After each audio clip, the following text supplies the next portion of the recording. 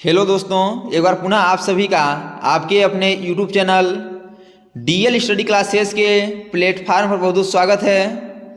दोस्तों, SSC GD व UP police के एग्ज़ाम को टारगेट करते हुए हम GK GS के मोस्ट इंपॉर्टेंट क्वेश्चनों को लेके आए हैं, जो कि हमारे SSC GD व यूपी पुलिस के प्रीवियस ईयर के एग्ज़ाम में पूछे गए हैं। तो जाके आप लोग इस वीडियो को एक बार ज़रूर देखिए, ताकि आपको एग्ज़ाम में क्वेश्चन को हल करने में आसानी हो और पता चल सके कि किस प्रकार के क्वेश्चन हमारे एग्जाम में पूछे जाते हैं।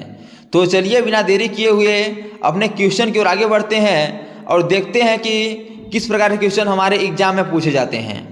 जिसमें पहला क्वेश्चन दिया गया है कि निम्नलिखित में से कौन सा विटामिन जल में घुलनशील है। बताना है कि जल में घुलनशील विटामिन कौन सा है। ऑप्शन है vitamin D, vitamin C, vitamin K या विटामिन ए।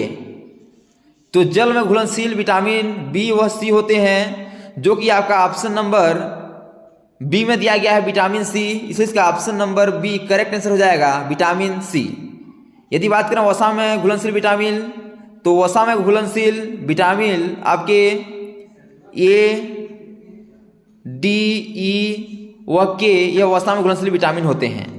अगला क्वेश्चन दिया गया है कि निम्नलिखित में से विटामिन ई का रासायनिक नाम क्या है। ऑप्शन है टोकोफेरॉल, कैल्सीफेरॉल, पायरिडॉक्सिन या राइबोफ्लेविन।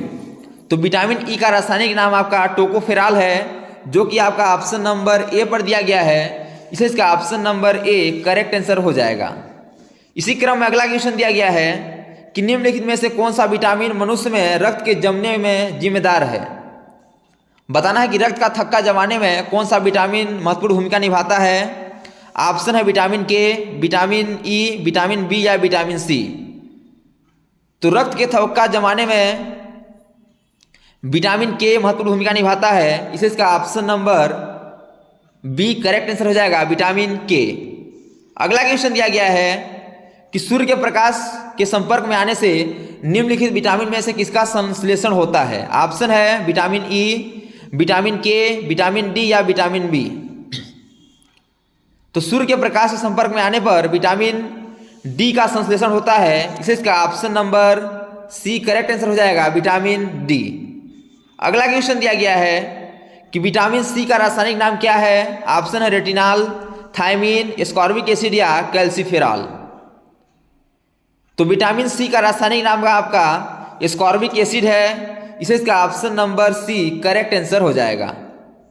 अगला क्वेश्चन दिया गया है कि विटामिन ई का महत्वपूर्ण स्रोत निम्नलिखित में से कौन सा है। बताना है कि विटामिन ई का महत्वपूर्ण स्रोत क्या है। ऑप्शन दिया गया है गाजर, नारियल का तेल, राई का तेल या गेहूं अंकुर का तेल। तो विटामिन ई का महत्वपूर्ण स्रोत आपका गेहूं अंकुर का तेल है। इसे इसका option number D correct answer हो जाएगा गेहूं अंकुर का तेल। अगला क्वेश्चन दिया गया है कि छीली हुई सब्जी को धोने से कौन सा विटामिन निकल जाता है। ऑप्शन है vitamin C, vitamin B, vitamin K या विटामिन ई। तो छीली हुई सब्जी को धोने से विटामिन सी निकल जाता है। इसे इसका option number A correct answer हो जाएगा विटामिन सी। अगला क्वेश्चन दिया गया है कि मानव आहार में पालिश किए हुए चावल के उपयोग से निम्नलिखित में से कौन सा रोग होता है। बताना है कि पालिश किए हुए चावल का उपयोग करने से कौन सा रोग हो जाता है। ऑप्शन है रिकेट्स, घेंघा, बेरी बेरी या रतौधी। तो इसका करेक्ट आंसर हो जाएगा option number C beriberi. अगला क्वेश्चन दिया गया है कि मछली के यकृत के तेल में किसकी प्रचुरता होती है। बताना है कि मछली के यकृत के तेल में किस विटामिन की प्रचुर मात्रा होती है। ऑप्शन है vitamin B, vitamin C, vitamin A या विटामिन डी। तो इसका करेक्ट आंसर हो जाएगा option number D vitamin D. अगला क्वेश्चन दिया गया है कि निम्नलिखित विटामिन में से कौन सा शरीर में भंडारित नहीं होता है। बताना है कि चार ऑप्शन दिया गया है। इन चार ऑप्शन में से कौन सा विटामिन ऐसा है जो कि शरीर में भंडारित नहीं होता है। ऑप्शन है विटामिन ए, विटामिन के, विटामिन डी या विटामिन सी। तो विटामिन ए, विटामिन के और विटामिन डी यह आपके शरीर में भंडारित होते हैं, लेकिन विटामिन जो सी है यह शरीर में भंडारित नहीं होता है। इसे इसका option number D correct answer हो जाएगा विटामिन सी। तो दोस्तों थैंक्स फॉर दिस वीडियो। यह वीडियो आपको कैसा लगा कमेंट बॉक्स में जरूर आकर बताइएगा। और इसी प्रकार के ऑल गवर्नमेंट एग्जाम में पूछे जाने वाले GK, GS, math, reasoning, Hindi, current affairs और लुसेंट से संबंधित क्वेश्चनों को पाने के लिए हमारे यूट्यूब चैनल को लाइक, शेयर, सब्सक्राइब कर बेल आइकन को प्रेस करना न भूलिएगा, ताकि जब भी नई वीडियो अपलोड हो सबसे पहले नोटिफिकेशन आप तक पहुँचे। तो आज तक के लिए इतना ही, मिलते हैं नेक्स्ट वीडियो में। तब तक के लिए जय हिंद, वंदे मातरम।